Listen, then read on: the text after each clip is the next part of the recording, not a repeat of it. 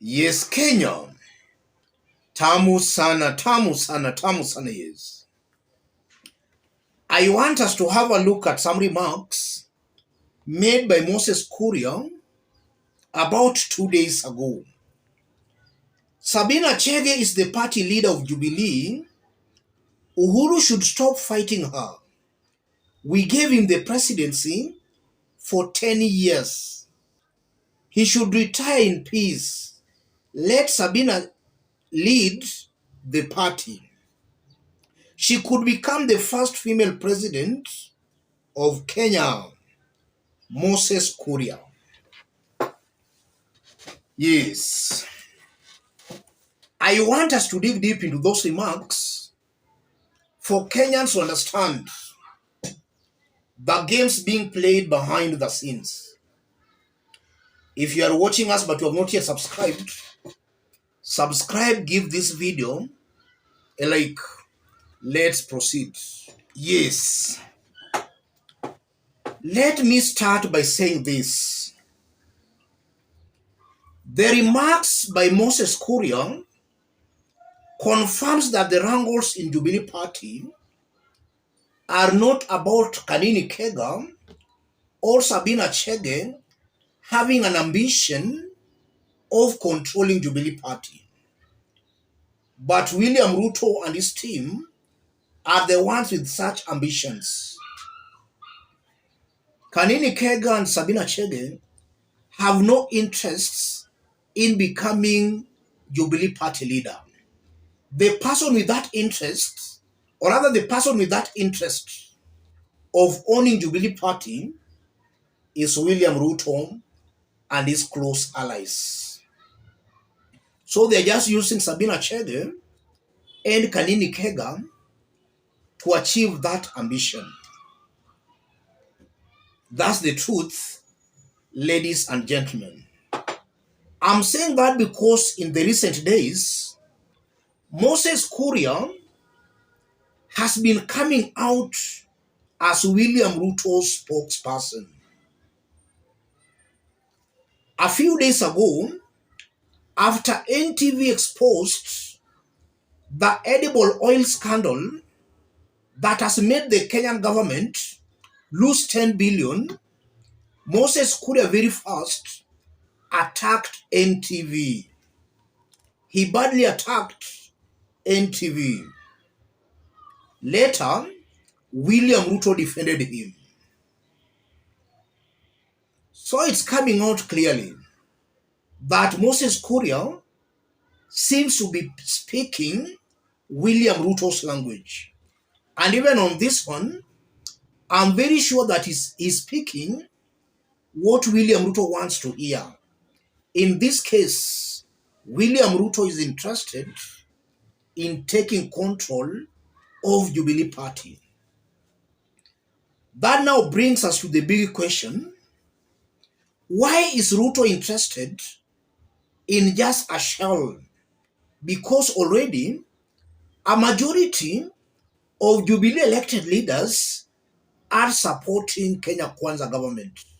Why is William Ruto still interested in just a shell, a name? Because leaders have crossed his side. If you look at it objectively, William Ruto is very good in playing politics of perceptions. If you look at the constituent parties making Azimio, we have ODM, Wiper, and Jubilee. These are the main parties forming Azimio besides DAP. Those are the main parties. I'm seeing a very high possibility where William Ruto has laid out an elaborate scheme where he wants to withdraw Jubilee Party from Azimio. And that was seen some few days ago when Kanini Kega and Sabina Kega attempted to withdraw Jubilee from Azimio. They were stopped by political parties dispute tribunal, stopped them. Had they succeeded, William Ruto could have succeeded in his quest to withdraw Jubilee from Azimio, after which eventually Jubilee will be dissolved and all those leaders will join Kenya Kwanza UDA. Assuming Ruto gets away with that, he'll go for Wiper and then eventually DAP. If he can't convince Kalonzo or Eugene Wamalwa, he'll make sure poaches their elected leaders to join Kenya Kwanza. And already we have seen that with some ODM members of parliament. So eventually William Ruto is interested in a very weak opposition.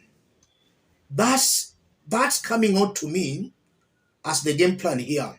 Ruto wants to make sure he kills the opposition. He does not want any voice speaking on behalf of the people. He doesn't want that. And now if you look at the Finance Bill 2023, that bill was passed because Ruto succeeded in compromising very many opposition leaders. Immediately after being sworn in, or rather even before being sworn in, we saw some Azimio leaders crossing over. In fact, it started with independent leaders, then some Azimio leaders, and then we saw recently the likes of Jalango. If all those leaders could have stuck with the opposition, the Finance Bill 2023 could have not seen the light of day, because Azimio initially were the majority in parliament. If the elected leaders who crossed over could have stuck with Azimio, Finance Bill could have not sailed through. And this is why Kenyans should not forgive these leaders who crossed over, who abandoned the opposition. Kenyans should not forgive them. They have actually betrayed the people. An opposition leader, you should be putting the government in check. But instead of putting the government in check, the leaders decided to actually give the government more powers to oppress the people, the masses. Kenyans should not forgive such tumbocrats. Let me use that term, tumbocrats. And even before I conclude, because this is a topic we can discuss till morning, Ruto is also interested in making sure there is no alternative party on the mountain. As it is right now, the only challenger for UDA on the mountain is Jubilee. In the event Jubilee swallowed, it will be a field day for UDA on the mountain. He will do anything, Ruto will do anything he so wishes to do. That's why they are interested in killing Jubilee Party. Former President Uhuru Kenyatta still has a golden chance of turning the tide against Ruto and his team on the mountain.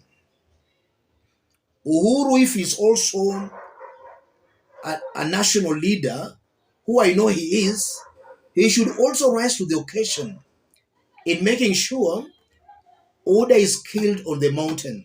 And that can be done if Uhuru himself comes out in public to the campaign order on the mountain. Something I believe he never did properly in the last election. He can do it right now, and he can have the last laugh. Let me stop it there, ladies and gentlemen. If you want to support our forum, I've pinned my number on the comment section. Contact me through the number, or feel free to channel your support to the number. Moses Kuria is a William Ruto's loose mouth. He speaks what William Ruto cannot speak. So this remarks confirms it's William Ruto himself who is interested in the Jubilee Party. It's not even about Sabina Chege or Kanini Kega. And they are using registrar of political parties to achieve that mission. Yes. How I wish that our courts would not, or rather can stop all this madness. Let's meet in our next analysis. Thank you. God bless you.